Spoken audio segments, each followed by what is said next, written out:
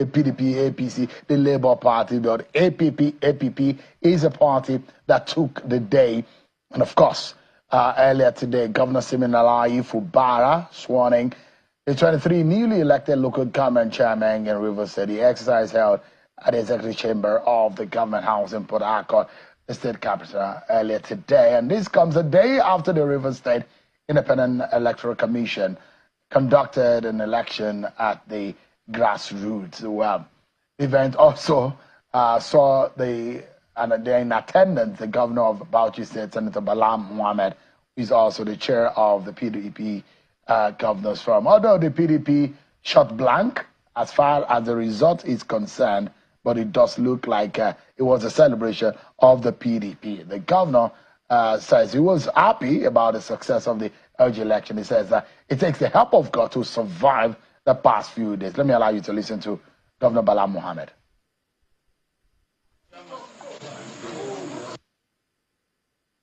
Yes, we have lost as a party, and that is why we are running from this.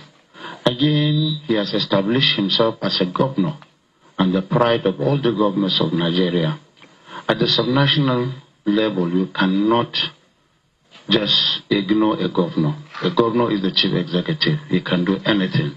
He can spring surprises because the Nigerian state is run by governors at the subnational level. Even the federal government is a tenant. Nigerians live in the states and in local governments. And that's why what he did to me is very, very proactive and creative, irrespective of the fact that he knew his party would lose.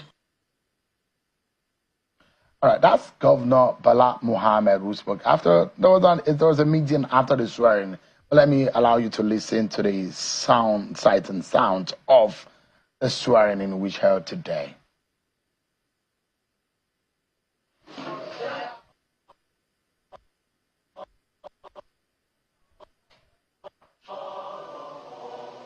Ensure that you be I use the word open your doors, embrace everyone, and I assure you that nothing is bigger and greater than that. That is the structure. I want to charge you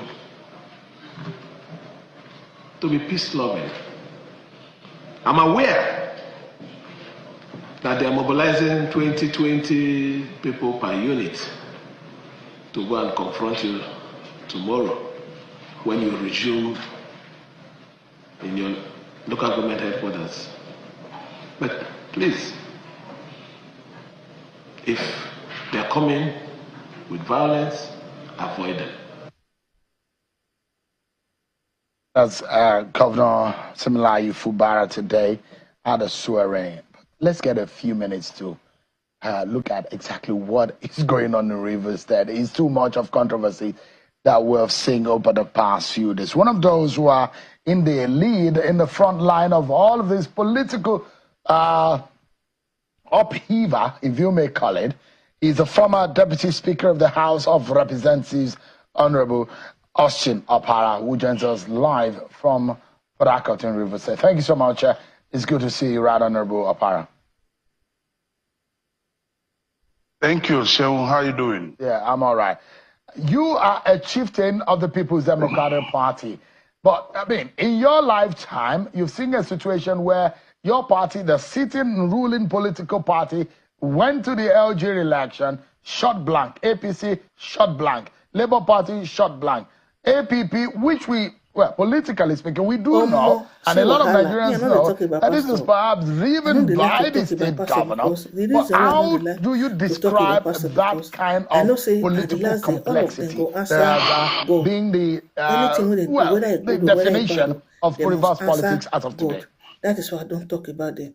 The reason why they do this because thank you, Shehu.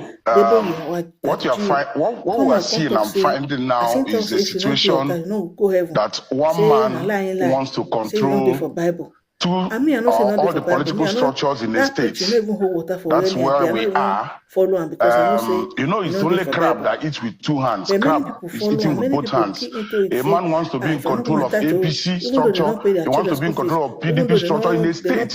In a democracy. How do you explain that? Because if they don't pay, they don't go heaven. We found ourselves, and I think the governor found himself in a situation where the party structure is not in his hands. So this man don't come and now come talk say lie. He stayed away from the election, but he insisted on conducting the election. And trust me, we should give credit to Governor Fubara because from all indications, by the end of this month, if any state that does not have a democratically elected local government structure may not receive your money. What's the implication? How many? It means that civil servants at local government level will not be paid. Families will be deprived. So Governor Fubara was selfless in this situation, sacrificed and ensured that rather than his party, rather than go on party line, let there be an election so that the state will continue to benefit from the situation. And that's where we found ourselves. And for me, I have no difficulty with it. I voted yesterday. But the people who think that they are alpha and omega in control of all parties said they are not going to contest the election. But the election held. Bye. Well, how do you describe it also as you are a party man? If there is a sitting governor who did not, who is said to have supported and built a structure for another political party and fed another political party in an election, how much of an anti-party, or how do you describe that kind of scenario? Yeah, so you cannot describe that as anti-party because his party where he belongs. And if you listen to his inauguration speech today at the swearing in, he said he is still a member of the People's Democratic Party. So his party opted out from the election. And how do you explain that? A PDP state, yet PDP's leadership in the state said they are opting out of the election. So he decided that the elections should hold. Now, let me make this point to you and to Nigerians. Benue had the election. Akwa Ibom had the election. Nobody heard about Akwa Ibom election or Benue election. But in Rivers State, I can tell you, look at the results. APP won 22. AA won 1 out of the 23 local governments. In the councillorship, 319 wards, about 6 or 7 parties won. That is to show you how liberal and how free the contest was in Rivers State. Benue is different. That's an APC state. APC won all the chairmanship slots and all the councillorship seats.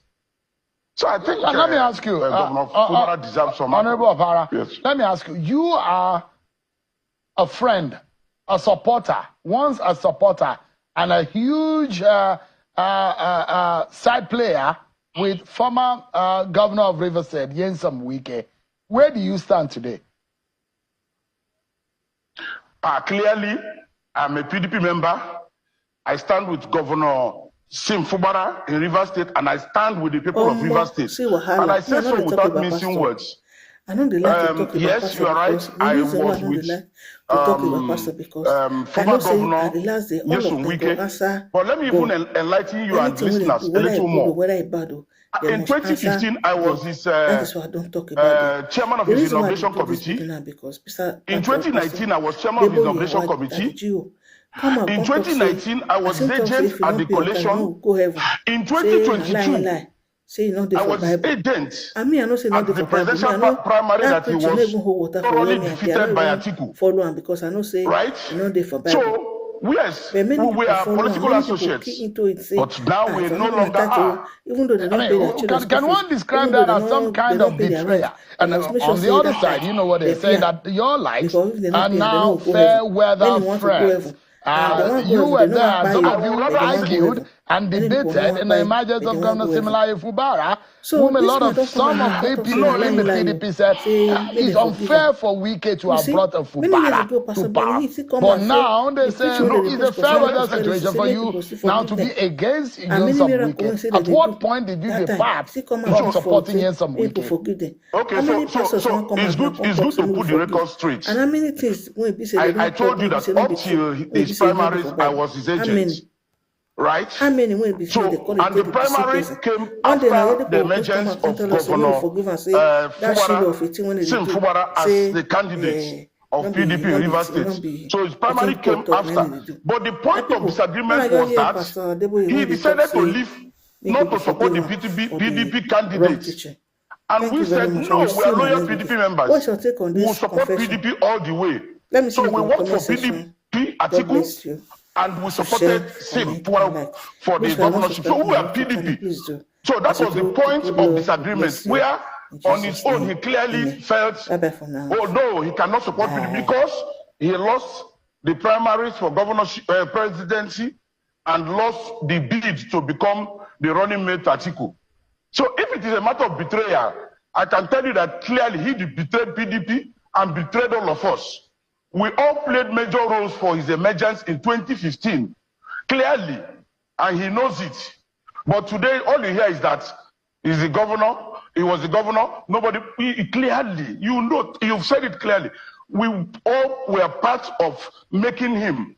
Two people that, aside God, first God, the next is former first lady,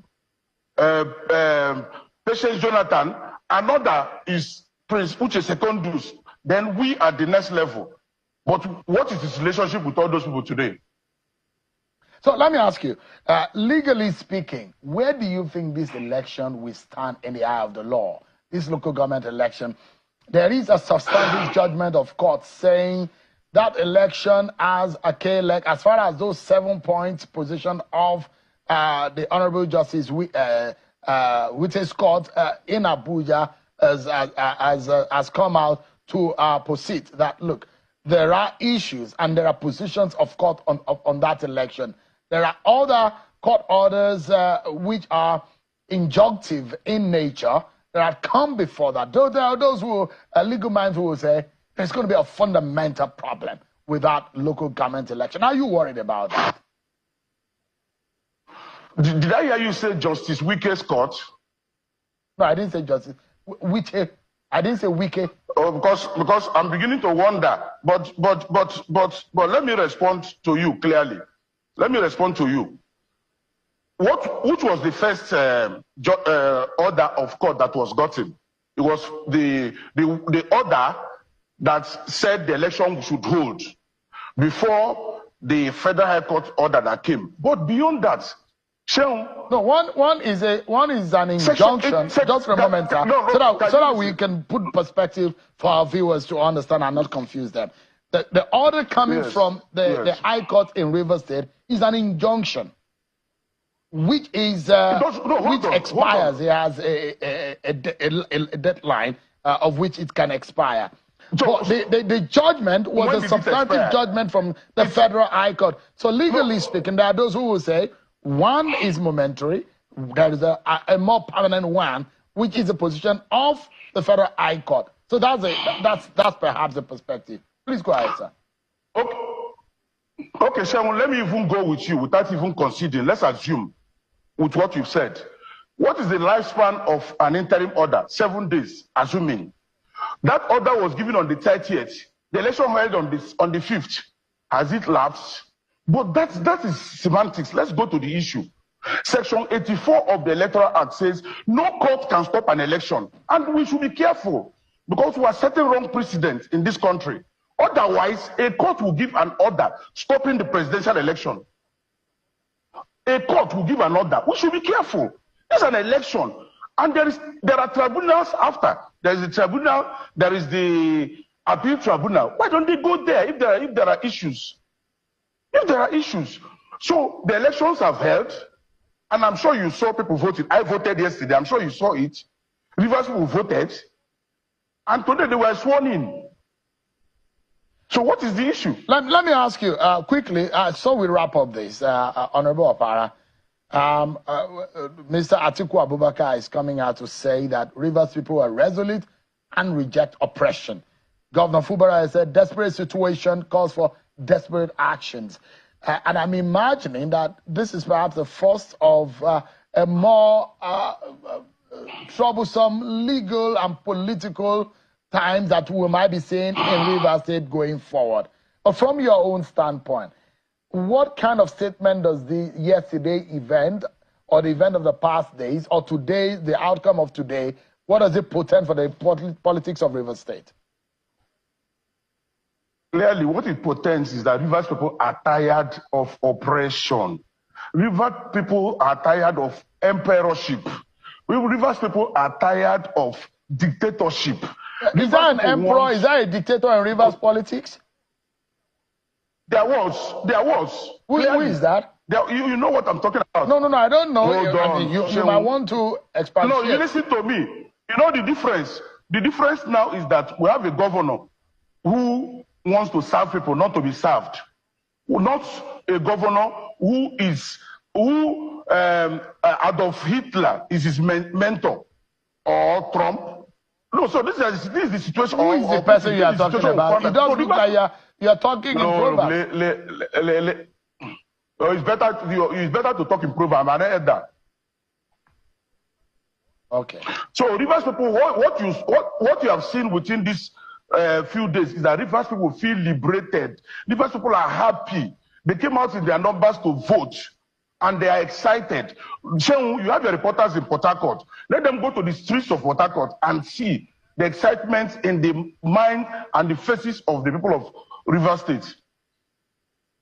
Thank you so much indeed. But if there is a way to resolving these political problems in Rivers State, what would you suggest? You are an elder statesman as far as the politics of Rivers State is concerned. Yes.